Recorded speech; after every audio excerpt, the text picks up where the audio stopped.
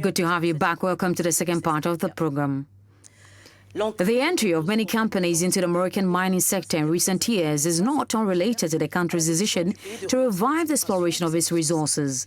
Despite its century behind, Casablanca, which maintains its ambitions to play a leading role in the global energy sector, is working to attract more local and international investors in order to develop this sector. Chancellor Nyingi and Claudia Nsono have more. Morocco says it is set to revamp its energy sector. The North African country plans to highlight its strategic position and attract investors as part of measures to play an important role in the global energy industry. Casablanca believes it is time to urgently develop the energy sector, which it says has been stagnant for too long due to a lack of major discoveries. The country has invested more than $2.62 billion in the sector since the 2000s. In 2019, the kingdom set out to diversify its energy supply sources and increase the share of renewable energy sources in electricity production from 42% in 2020 to more than 50% by 2030. Though an oil-producing country, Morocco imports nearly 90% of its energy needs. The Kingdom of Morocco intends to reduce its budget deficit via the local exploitation of oil. Solar power plants continues to make waves and is making significant impact in the mining sector in most African countries. It's mostly used for photovoltaic power plants and panels. More solar power energy is now contributing heavily to the economic development of these countries in Africa.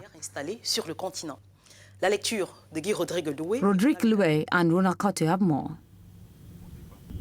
When the idea of using solar energy was first mooted, the aim was to combat local network failures and untimely outages. But today, solar is increasingly appealing to mining companies who have made it one of their major sources of energy for their various installations.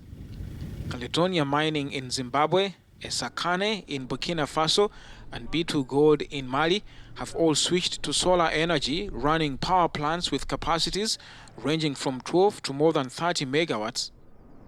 Ghana prefers to encourage mining companies, especially local ones, to develop similar projects.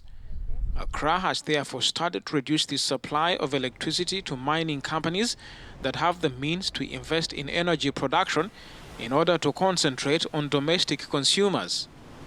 According to the Africa Energy Atlas of 2017, the continent has unlimited potential in terms of renewable energy, including immense untapped capacity in solar power.